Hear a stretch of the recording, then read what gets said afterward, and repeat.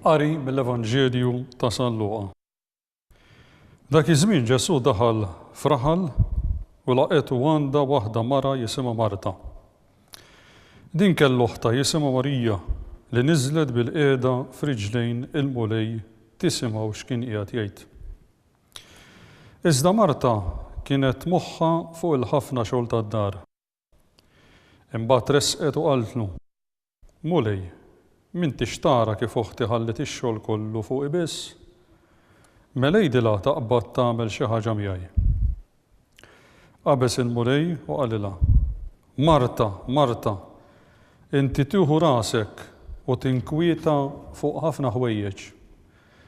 Imma ħaġa waħda meħtieġa, hi Marija li għażlet is-sem it-tajjeb u ma jitteħdilix.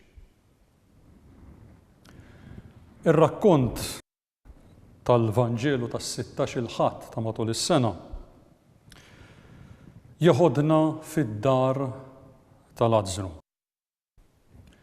Kif nafu Ġesu kien ħabib kbir tal-familja ta' Lażru.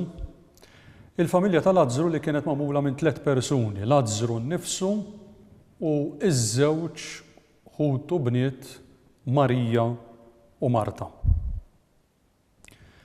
Interessanti f'dan il-Vanġelu ta' San Luqa naraw il-mod kif iġibu ruhom Marija u Marta meta imur iżurhom Ġesu. Marta kienet il-ħin kollu medija fix-xogħol tad-dar u dak kollu li tirrikjedi id-dar. Mentri Marija meta kien imur Ġesu jżurhom kienet tmur ħdejh biex toqgħod tisma' dak li kien irid jgħidilha Ġesu. Fil-Vanġelu naraw lil Marta li tkellem u tilmenta ma' Ġesu dwar il-komportament ta' oħta Marija. U Ġesu jwieġeb lil Marta, jgħidilha: Marta, int tieħu rasek u tinkwieta fuq ħafna ħwejjeġ. Imma ħaġa waħda meħtieġa, hi Marija li għażlet is-sem it-tajjeb u ma jitteħdilix. Quddiem dan il-kliem ta' Ġesu, s'intendi Ġesu dan il-kliem qiegħed jgħidu lil kull wieħed u waħda minnha. Huwa importanti li aħna nirriflettu fuq kif qegħdin inqasmu il-ħin tagħna, kif qegħdin inqasmu il-ġurnata ta' kuljum. Ġesu mhux qiegħed jgħidilna biex noqogħdu jdejna fuq żaqna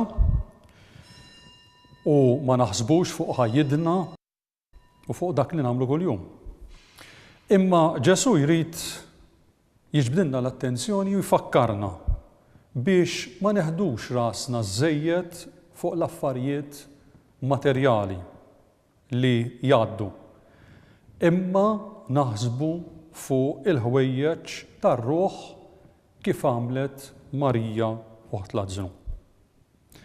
Importanti li fil-ħajja tagħna allura aħna nisimgħu u nagħmlu dak li Ġesu jgħidilna fil-qiegħ ta' qalbna.